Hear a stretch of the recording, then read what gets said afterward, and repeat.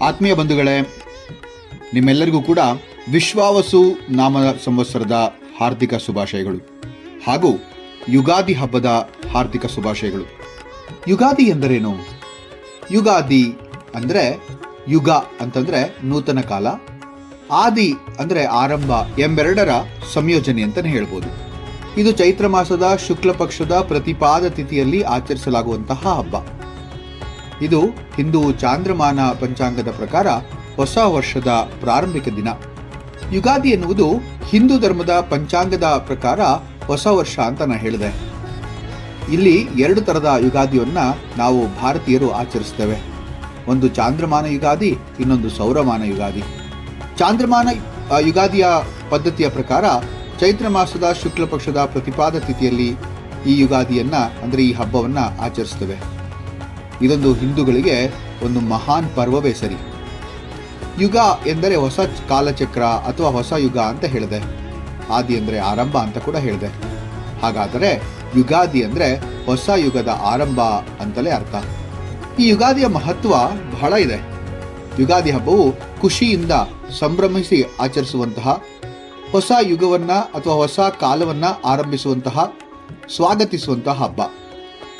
ಈ ದಿನದಿಂದ ಹೊಸ ಚಕ್ರವು ಪ್ರಾರಂಭವಾಗುತ್ತದೆ ಎಂದು ಹೇಳುವಂತಹ ಶ್ರದ್ಧಾ ಪದ್ಧತಿ ನಮ್ಮಲ್ಲಿದೆ.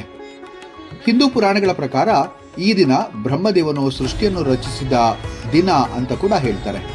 ಹಾಗೆಯೇ ಯುಗಾದಿಯ ದಿನವೇ ಹೊಸ ಪಂಚಾಂಗವನ್ನು ಪರಿಚಯಿಸುವ ಪರಂಪರೆ ನಮ್ಮಲ್ಲಿದೆ.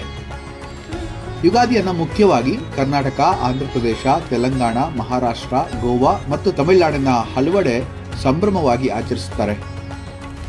ಮಹಾರಾಷ್ಟ್ರದಲ್ಲಿ ಇದನ್ನ ಗುದಿ ಪಾಡ್ವಾ ಅಂತ ಕೂಡ ಕರೀತಾರೆ.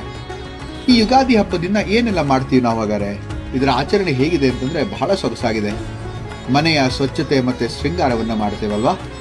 ಯುಗಾದಿಯ ಒಂದು ದಿನ ಮುಂಚೆನೆ ಮನೆಗಳನ್ನ ಸ್ವಚ್ಛಗೊಳಿಸಿ ಹೊಸ ಬಟ್ಟೆಯನ್ನ ನಾವೆಲ್ಲ ರೆಡಿ ಮಾಡಿಟ್ಕೊಂಡು ಹಬ್ಬದ ದಿನ ಬಾಗಿಲಿಗೆ ಮಾವಿನ ತೋರಣ, ಹೂಗಳಿಂದ ಅಲಂಕಾರ ಮಾಡೋದು ಸಂಪ್ರದಾಯ. ಅದ್ರ ಜೊತೆಗೆ ಅದಕ್ಕೆ ಮುಂಚೆ ನಾವು ಅಭ್ಯಂಗನ ಸ್ನಾನವನ್ನು ಮಾಡ್ತೇವೆ. ಅಂದರೆ ಅಭ್ಯಂಗ ಅಂದರೆ ತೈಲ ಸ್ನಾನವನ್ನು ಮಾಡೋದು. ಇದನ್ನ ಅಭ್ಯಂಜನ ಸ್ನಾನ ಅಂತ ಕೂಡ ಕರೀತಾರೆ. ಈ ದಿನ ವಿಶೇಷ ಅಂದರೆ ಎಳ್ಳು ನೀರು ಬಳಸಿ ಅಭ್ಯಂಗ ಸ್ನಾನವನ್ನು ಮಾಡೋದು. ಇದು ದೇಹಕ್ಕೆ ಆರೋಗ್ಯಕರ ಕೂಡ ಹೌದು ಹಾಗೂ ಸಾಂಪ್ರದಾಯಿಕ ತಿಳುವಳಿಕೆಯನ್ನ ಹೇಳುವಂತಹ ಒಂದು ಪದ್ಧತಿ ಕೂಡ ಹೌದು. ಈ ಯುಗಾದಿ ಹಬ್ಬದಂದು ನಾವು ಹೊಸ ಪಂಚಾಂಗವನ್ನು ಅಂದರೆ ಹಿಂದೂ ಕ್ಯಾಲೆಂಡರ್ ಅಂತೀವಲ್ಲ, ಅದನ್ನ ಪಂಡಿತರು ಪಠಿಸುತ್ತಾರೆ. ಇದನ್ನ ಪಂಚಾಂಗ ಶ್ರವಣ ಅಂತ ಕೂಡ ಕರೀತಾರೆ. ಇದರ ಮೂಲಕ ಆ ವರ್ಷ ಅಂದರೆ ಈಗ ಬರುವಂತಹ ವರ್ಷ, ಯುಗಾದಿಯಿಂದ ಮುಂದಿನ ಯುಗಾದಿ ತನಕ ಬರುವಂತಹ ವರ್ಷ ಹೇಗಿರುತ್ತೆ ಎಂಬುದನ್ನ ಇದರಿಂದ ತಿಳ್ಕೋಬಹುದಾಗುತ್ತೆ. ಯುಗಾದಿಯಂದು ವಿಶೇಷವಾಗಿ ಊಟವನ್ನ ಏರ್ಪಡಿಸ್ತಾರೆ. ಇಲ್ಲಿ ಷಡ್ ರಸಗಳ ಒಂದು ಮೃಷ್ಟಾನ್ನ ಭೋಜನವನ್ನೇ ಮಾಡ್ತಾರೆ. ಈ 6 ರಸಗಳು ಹೇಗಿದೆ ಗೊತ್ತಾ? ಬೇವು ಅಂದರೆ ಕಹಿ, ಬೆಲ್ಲ ಸಿಹಿ, ಮೆಣಸಿನಕಾಯಿ ಖಾರ, ಉಪ್ಪು ಅಂದರೆ ಸ್ಫೂರ್ತಿ, ಹುಳಿ ಅಂದರೆ ಬೇಸರ, ಕಾಯಿ ಅಂದರೆ ಆಶೆ ಅಥವಾ ಕಸಾಪು ಅಂತ ಕರೀತಾರೆ. ಇಲ್ಲಿ ಬೇವು ಬೆಲ್ಲವನ್ನ ತಿನ್ನುವಂತಹ ಒಂದು ಸುಂದರವಾದಂತಹ ಪದ್ಧತಿ ಕೂಡ ಇದೆ. ಈ ಬೇವು ಬೆಲ್ಲ ನಿಮಗೆಲ್ಲ ಗೊತ್ತಿರೋ ಹಾಗೆ ಸುಖ ಮತ್ತು ದುಃಖಗಳ ಒಂದು ಪ್ರತಿನಿಧಿತ್ವವನ್ನ ಮಾಡುತ್ತೆ. ಇಲ್ಲಿ ಬೇವು ಅಂತಕ್ಕಂಥದ್ದು ದುಃಖ ಆದರೆ ಬೆಲ್ಲ ಅಂತಕ್ಕಂಥದ್ದು ಸಿಹಿಯ ಒಂದು ಪ್ರತೀಕ ಅಂತಲೇ ಹೇಳ್ಬೋದು. ಇದು ಜೀವನದಲ್ಲಿ ಸುಖ ದುಃಖ ಸಮಾನವಾಗಿ ಸ್ವೀಕರಿಸಬೇಕೆಂದು ಇದು ಬೋಧಿಸುತ್ತೆ ಅಂದರೆ ತಪ್ಪಾಗಲ್ಲ. ಇಂದು ದೇವರಿಗೆ ವಿಶೇಷ ಪೂಜೆ ಸಲ್ಲಿಸ್ತೀವಿ. ಮನೆ ಮಂದಿಯೆಲ್ಲ ಒಟ್ಟುಗೂಡಿ ವಿಶೇಷವಾದಂತಹ ಮೃಷ್ಟಾನ್ನ ಭೋಜನವನ್ನು ಉಣ್ತೀವಿ. ಹೋಳಿಗೆ, ಪಾಯಸ, ಹುಳಿ, ಅನ್ನ ಮುಂತಾದಂತಹ ಒಂದು ಪದಾರ್ಥಗಳನ್ನು ಇಲ್ಲಿ ಸಿದ್ಧಪಡಿಸಿರುತ್ತಾರೆ. ಈ ನೂತನ ವರ್ಷದಲ್ಲಿ ಉತ್ತಮ ನಿರ್ಧಾರಗಳನ್ನು ತೆಗೆದುಕೊಂಡು ಜೀವನದಲ್ಲಿ ಸಕಾರಾತ್ಮಕ ಬದಲಾವಣೆಯನ್ನು ತರಲು ಯುಗಾದಿ ಒಂದು ಒಳ್ಳೆಯ ಸಮಯ ಅಂತಲೇ ಹೇಳ್ತಾರೆ. ಯುಗಾದಿಯ ಪೌರಾಣಿಕ ಮಹತ್ವ ಕೂಡ ಬಹಳಷ್ಟಿದೆ ಅಂತಲೇ ಹೇಳಲಾಗುತ್ತೆ. ಈ ಶ್ರೀಮದ್ ಭಾಗವತದಲ್ಲಿ ಒಂದು ಸುಂದರವಾದಂತಹ ಮಾತನ್ನು ಹೇಳ್ತಾರೆ.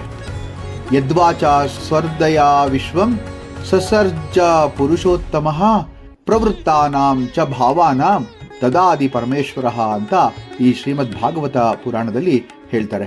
ಅಂದ್ರೆ ಈ ದಿನ ಅಂದ್ರೆ ಪರಮೇಶ್ವರನು ಅಂದ್ರೆ ಬ್ರಹ್ಮದೇವನು ವಿಶ್ವವನ್ನೇ ಸೃಷ್ಟಿಸಿದ ಅಂತ ಹೇಳ್ತಾರೆ.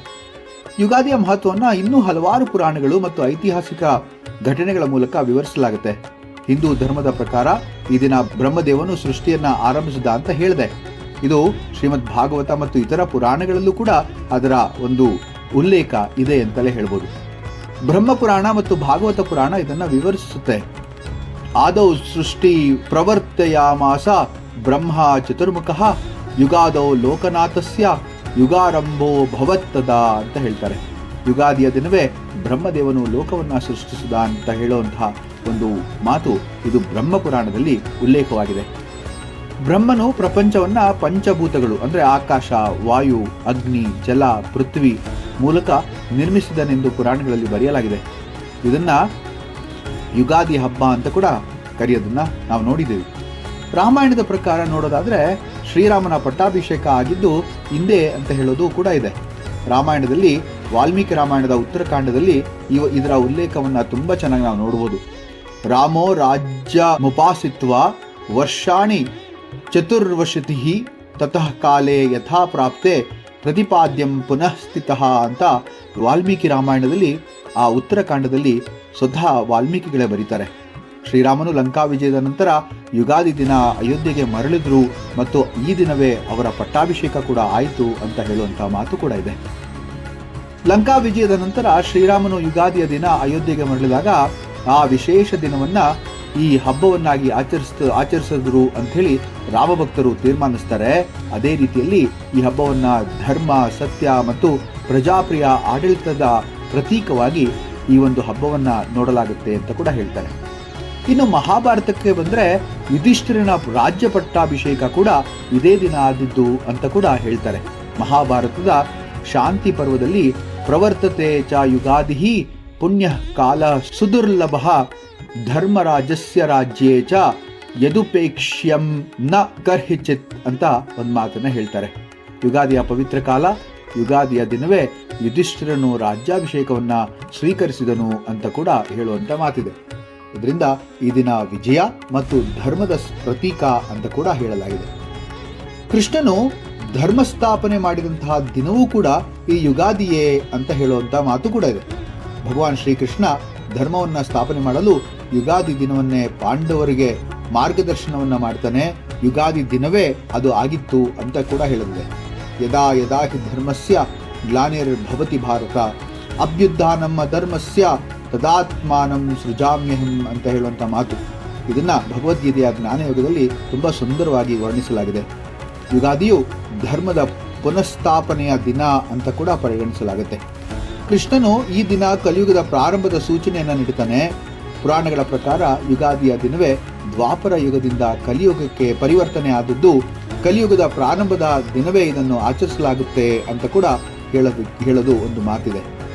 ಇದಿಷ್ಟು ಕೂಡ ಯುಗಾದಿಯ ಒಂದು ಸುಂದರವಾದಂತಹ ಒಂದು ಮಾತಾದ್ರೆ, ಯುಗಾದಿಯ ಆಧ್ಯಾತ್ಮಿಕ ಸಂದೇಶ ಏನು ಅಂತ ನಾವೆಲ್ಲ ಯೋಚನೆ ಮಾಡಿದ್ರೆ, ಯುಗಾದಿಯು ನಿಮ್ಮ ಜೀವನದಲ್ಲಿ ಹೊಸ ಆಶಯ, ಹೊಸ ನಿರ್ಧಾರ, ಧಾರ್ಮಿಕ ಜೀವನ ಮತ್ತು ಶ್ರೇಷ್ಠ ಉದ್ದೇಶಗಳನ್ನ ಒಲಿಸಿಕೊಳ್ಳಲು ಒಂದು ಮಹತ್ವವಾದ ದಿನ ಅಂತಲೇ ಹೇಳ್ಬೋದು. ಸರ್ವೇಪಿ ಸುಖಿನಃ ಸಂತು ಸರ್ವೇ ಸಂತು ನಿರಾಮಯಾಃ ಸರ್ವೇ ಭದ್ರಾಣಿ ಪಶ್ಯಂತು ಮಾ ಕಶ್ಚಿತ್ ದುಃಖ ಭಾಗ್ ಭವೇತ್. ಉಪನಿಷತ್ತುಗಳಲ್ಲಿ ಈ ಒಂದು ಮಾತನ್ನ ಹೇಳ್ತಾರೆ. ಎಲ್ಲರೂ ಸುಖವಾಗಿರಲಿ, ಎಲ್ಲರೂ ಆರೋಗ್ಯವಾಗಿರಲಿ, ಈ ಒಂದು ಪ್ರಪಂಚದಲ್ಲಿ ಒಳ್ಳೆಯದು ಮಾತ್ರವೇ ಕಾಣಲಿ ಅಂತ ಹೇಳ್ತಾರೆ. ಯುಗಾದಿಯ ಆಧ್ಯಾತ್ಮಿಕ ಹಾಗೂ ಪೌರಾಣಿಕ ಮಹತ್ವವನ್ನು ನಾವು ತಿಳ್ಕೊಂಡ್ವಿ. ಈಗ ಯುಗಾದಿಯ ಕೊಟ್ಟ ಕಡೆಯ ಸಂದೇಶವನ್ನ ಹೇಳುವಂತ ಸಮಯ. ಯುಗಾದಿ ಹಬ್ಬವು ಎಲ್ಲರಿಗೂ ಕೂಡ, ನಿಮ್ಮೆಲ್ಲರಿಗೆ ನಮ್ಮೆಲ್ಲರಿಗೂ ಕೂಡ ಸಂಭ್ರಮ ಪೂರ್ವಕವಾದಂತಹ ಒಂದು ಹಬ್ಬವಾಗಲಿ. ಈ ದಿನ ಜನರು ಒಬ್ಬರಿಗೊಬ್ಬರು ಯುಗಾದಿ ಹಬ್ಬದ ಶುಭಾಶಯಗಳು ಅಂತ ಹೇಳ್ತಾರೆ. ಆ ಒಂದು ಶುಭ ಕೋರುವಂತಹ ಮಾತು ಪ್ರತಿಯೊಂದು ಜಗತ್ತಿನ ಜೀವನದಲ್ಲಿ ಸುಂದರವಾದಂತಹ ಹೊಸ ಬೆಳಕು, ಹೊಸ ಆಶಯ ತಂದುಕೊಡ್ಲಿ ಅಂತ ಹೇಳಿ ಯುಗಾದಿ ಕಳೆದರೂ ಯುಗಾದಿ ಮರಳಿ ಬರುತ್ತಿದೆ. ಹೊಸ ಹರುಷವ ಹೊಸ ವರ್ಷಕ್ಕೆ ಹೊಸತು ತರುತ್ತಿದೆ ಅಂತ ಹೇಳಿದಂತಹ ಕವಿವಾಣಿ ಸಾರ್ಥಕವಾಗಲಿ ಅಂತ ಹೇಳ್ತಾ, ಈ ಯುಗಾದಿ ಹಬ್ಬದ ಮತ್ತೊಮ್ಮೆ ನಿಮ್ಮೆಲ್ಲರಿಗೂ ಕೂಡ ಯುಗಾದಿ ಹಬ್ಬದ ಹಾರ್ದಿಕ ಶುಭಾಶಯವನ್ನ ಕೋರ್ತಾ, ವಿಶ್ವಾವಸು ನಾಮ ಸಂವತ್ಸರ ನಮಗೆ ನಿಮಗೆ ಇಡೀ ಪ್ರಪಂಚಕ್ಕೆ ಒಳ್ಳೆಯದನ್ನ ಮಾಡಲಿ ಅಂತ ಕೋರ್ಕೊಳ್ತಾ, ಮತ್ತೊಮ್ಮೆ ಎಲ್ಲರಿಗೂ ಕೂಡ ಯುಗಾದಿ ಹಬ್ಬದ ಶುಭಾಶಯವನ್ನ ಕೋರ್ತಾ ಇದ್ದೇನೆ. ನಮಸ್ಕಾರ.